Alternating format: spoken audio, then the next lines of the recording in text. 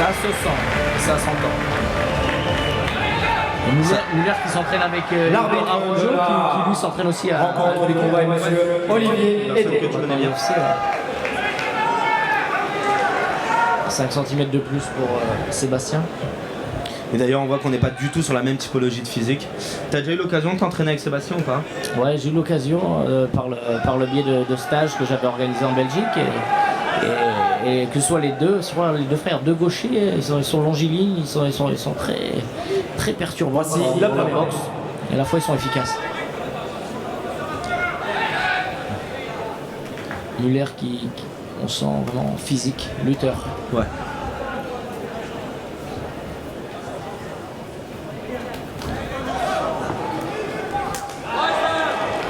Alors, étant donné que Muller est très à l'aise au sol, on sent qu'il a une boxe un peu plus ramassée, un peu plus... Ouais, un peu plus trapu. Hein. Ouais. Il descend et là...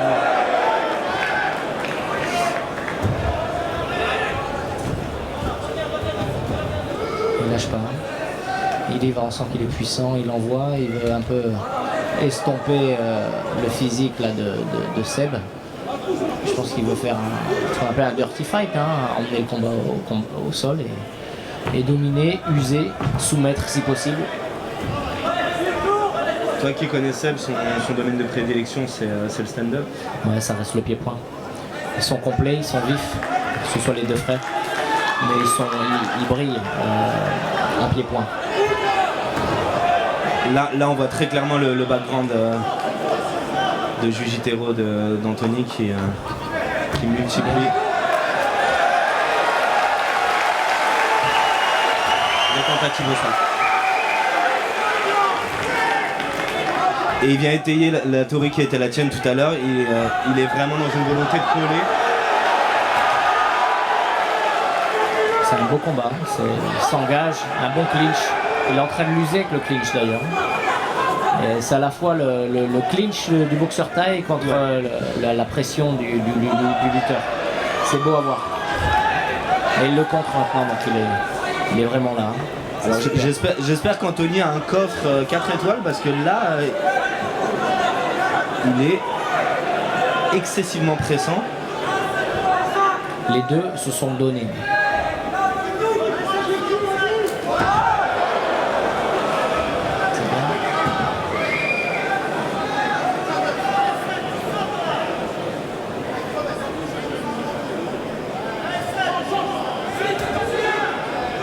Anthony qui essaye de prendre la monte et qui a obtenu la monte.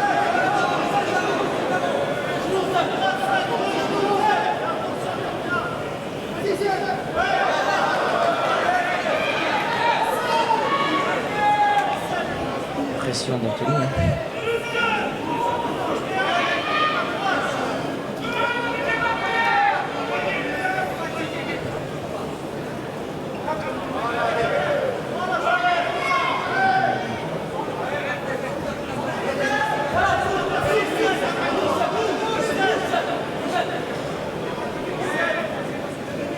Donc là, le coin de Sébastien qui l'encourage à bouger, qui l'encourage à ne pas rester dans la zone presque de confort d'Anthony. Mais on sent la puissance du Suisse et sa volonté de maintenir le combat dans cette zone.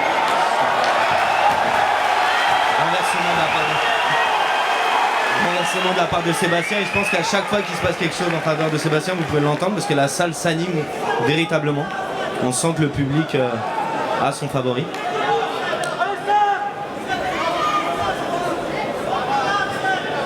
Bien, passage de garde. Pression. Il y avait un peu l'endurance et l'explosivité quand il a fallu de Sébastien, pas avant ni après, juste quand il fallait. Plutôt que d'essayer de se relever en usant de l'énergie quand il était bien bloqué, il a attendu plutôt qu'il y ait un espace pour exploser. Ce qui est plus intelligent. Et contrairement à ce qu'on pourrait penser, Sébastien qui ne refuse pas le au sol. Et là, il a touché sur un bras arrière. Et là, il ouvre le corps.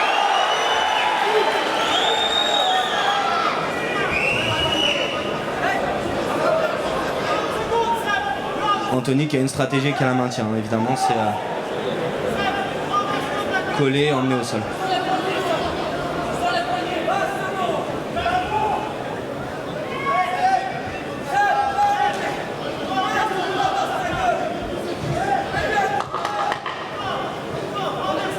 Secondes avant le gong.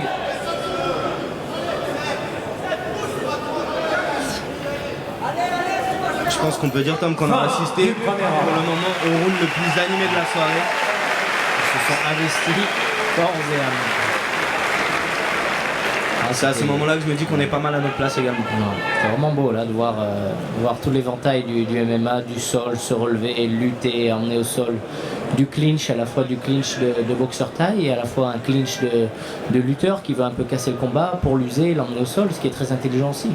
Parce qu'Anthony, vu le physique qu'il a, c'est complètement en accord avec lui d'essayer de bloquer le combat, emmener au sol. C'est ce qu'il avait fait à sa première apparition à l'European Beatdown et c'est ce qu'il fait aujourd'hui, ça lui va bien. Et tu penses que Sébastien devrait essayer de trouver une distance qui lui permette de développer sa boxe, ou en gardant le combat tel qu'il est jusqu'à présent, il peut aller chercher la victoire? Avec la fatigue, c'est difficile à dire parce que tu as vu qu'il se sortait de situations bien compliquées. Je pense que si voici la deuxième reprise. Anthony essaye de l'amener au sol, un bon gros clinch de taille, et ce qu'Anthony a ça va aller dans son sens. À la fois, là c'est du 50-50 parce qu'Anthony est toujours aussi physique pour l'emmener au sol et le maintenir. Et dans ce cas-là, ce serait à son avantage. Donc non, vous ne voyez pas double. Hein. La personne qui était en train de prodiguer des conseils à Sébastien, c'était Nicolas, son frère, et comme vous avez pu le voir, très difficile de les qui gagne. Distinguer. Il faut se relever là, c'est bien la Guillot, c'est super ce qu'il fait. On sent à la fois qu'il a une bonne Guillot parce que Muller se dégage directement de sentir la pression, du coup il se dit il faut que je dirais que je pars. Là le clinch et là on est bon. C'est magnifique. Voilà, le sol, c'est ça marche. Et là rester en clinch, c'est parfait. Oh super. Il m'a même étonné en ayant la possibilité de l'amener au sol. C'est-à-dire qu'il est encore plus complet que ce qu'on pensait. C'est ce qu'on disait tout à l'heure, on voit qu'il a, même s'il sait que c'est le domaine de prédilection d'Anthony, il n'a pas peur d'y aller, quoi. Et là surtout il marque un coup sûr l'esprit des juges.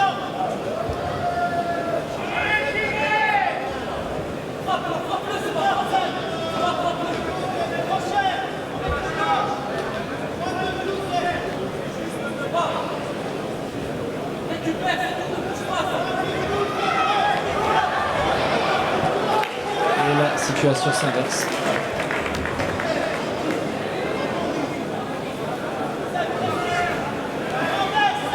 C'est un combat au courage.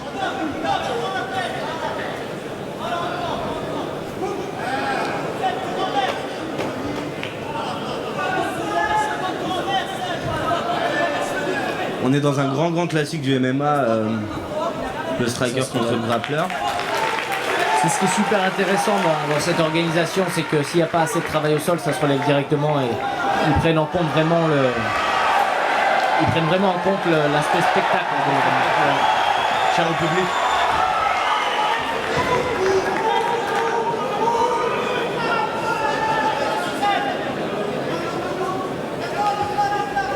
Anthony qui a la single.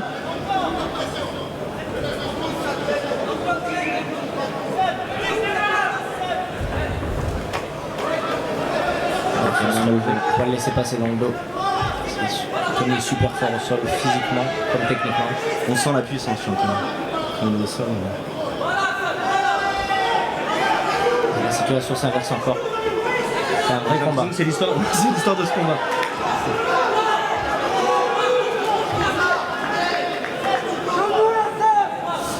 Donc là évidemment maintenant le public demande genou puisqu'ils ont compris que quand Sébastien arrivait à prendre le tie clinch, il était très efficace avec ses genoux. Le bras-tête. J'arrive pas bien à voir s'il est serré. Pour l'instant ça va. Moi j'ai l'impression que il n'y a pas de danger immédiatement pour Sébastien.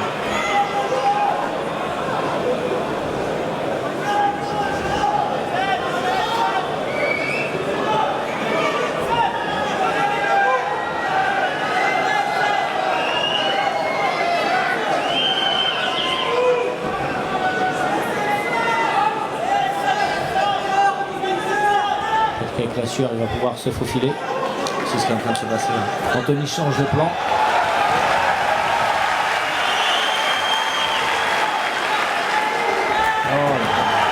Et le courage, il renverse. Sacré combat. Et il prend la main.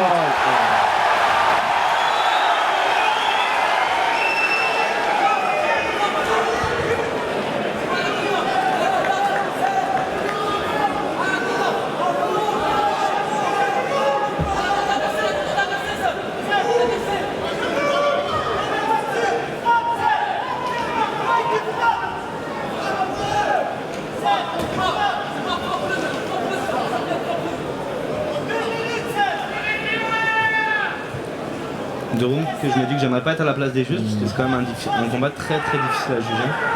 J'aimerais pas être à leur place à eux non plus. Et pourtant parfois Tom, Ouais. il faut comprendre que Ça arrive.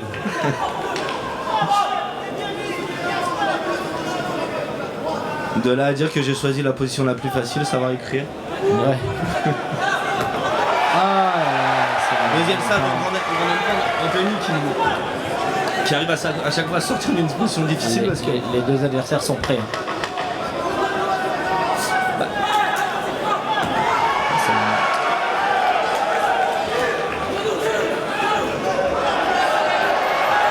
Fin de la deuxième reprise. Un très beau combat. est-ce qu'on considère que là Anthony a été sauvé par le gong ou pas? Ah, là, il chute.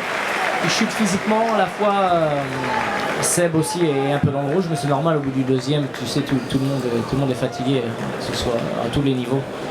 Donc là, l'idée, ce serait bien de rester en pied-point et en clinch uniquement. Et là, on est sûr que la décision, si ça arrive jusque-là, sera sens unique. À la fois, même constat qu'au début du deuxième, si Anthony amène au sol et grand pound et prend le dos, comme il sait si bien le faire, ça va être intéressant. Ça peut aller des deux côtés encore. C'est ce qui rend la beauté de ce combat en fait. Donc là c'est ce qui est le plus difficile, ils vont devoir repartir sur un troisième round avec la débauche d'énergie qui a été la leur.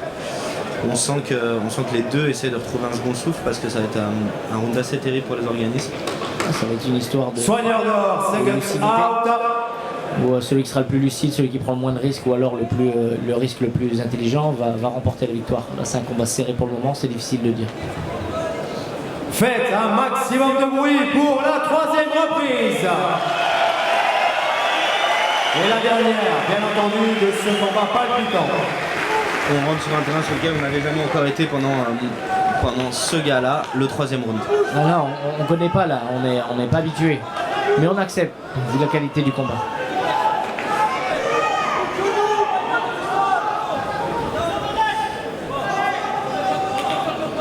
La fatigue se lie.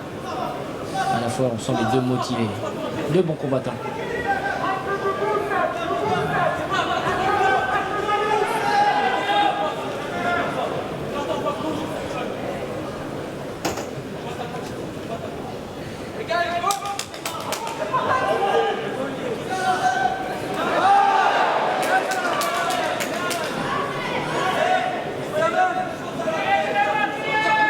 Sébastien qui a tenté de cueillir Anthony sur un genou quand Anthony essaie de rentrer sur un single ou un double, je sais pas.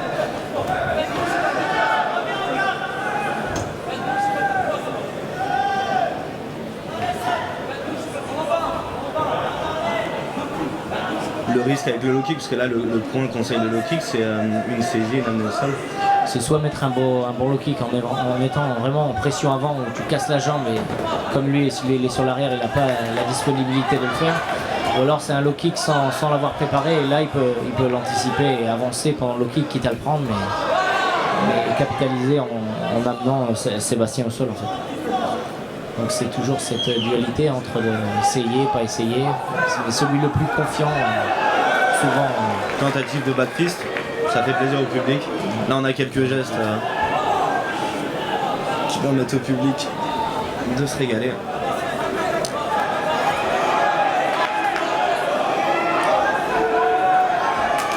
Alors tout à l'heure on disait qu'on n'était pas habitué à avoir un troisième round et là on n'est pas habitué à avoir deux minutes de stand-up entre les deux hommes.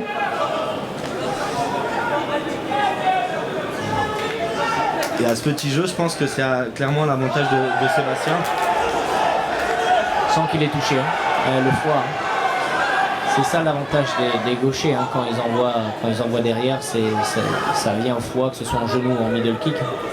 C'est ce qui est beau. Moi, là, on voit que face à un gaucher, Anthony fait globalement ce qu'il faut, c'est-à-dire qu'il envoie le bras arrière, mais par contre j'ai l'impression qu'il a tendance à se jeter sur son bras arrière.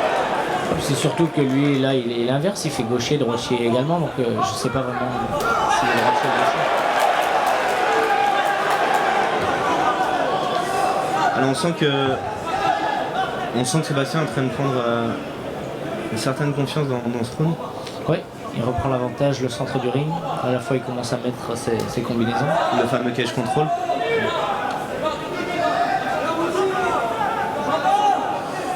Je ne sais pas si c'est le coin d'Anthony qui lui a conseillé d'attaquer ce round différemment, mais c'est assez étonnant de ne plus le voir tenter les amener et de rester debout. Et à la fois l'économie, à la fois c'est dur de se jeter parce que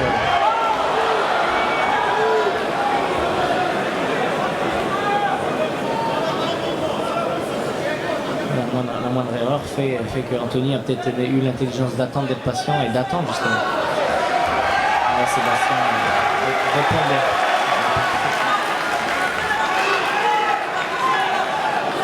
Très grosse impression de Sébastien sur le combat, qui aurait toujours trouvé la force de renverser les situations, de se relever. Les phases debout étaient pour Sébastien. Alors certes, au départ, on vous le présentait comme un combattant qui est à l'aise en pied-point, mais on a vu qu'il avait vraiment à sa disposition toutes les armes du combattant de MMA.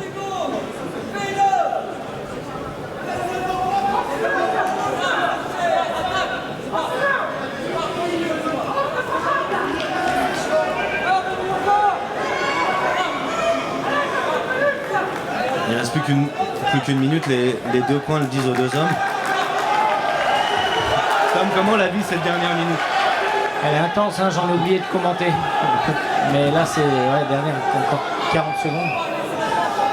Là, c'est à la fois, j'essaie de trouver le coup dur, mais à la fois, je me jette pas trop parce que j'ai peur de me faire amener au sol bêtement. Et là, ça marquerait l'esprit des gens. Donc là, c'est entre gestion et risque mesuré. Ouais, parce qu'on le sait, les dernières actions dans un combat de MMA comme de boxe, c'est des actions qui forcément marquent les esprits des juges. Mais là, globalement dans ce round-là,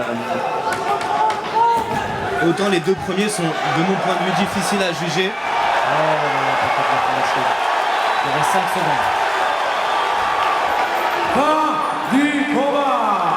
C'était un très beau combat. Bravo, très beau. Et le respect à la fin. Est-ce que je te demande de risquer au jeu des pronostics ou pas? Oui, je pense que Sébastien a gagné parce qu'il a fait la différence en pied-point. À la fois, il y a eu des retournements de situation quand il était au sol. Il a été au-dessus aussi, tandis qu'Anthony a fait un très beau combat d'amener au sol, d'étouffer Anthony. Mais même s'il l'a amené plusieurs fois plus que Sébastien, il n'a peut-être pas forcément eu Avant de passer à la décision de ce premier combat qui va jusqu'à la limite des Sébastien l'a eu debout. Merci d'applaudir Anthony et Sébastien qui nous ont offert un Sébastien super pour moi combat. a gagné, il n'y a pas de doute là-dessus. Muller adversaire avec un potentiel incroyable. Je pense que c'est un 29-28, allez, je me mouille un petit peu. On va voir ce qu'en disent les juges. On les laisse. La décision.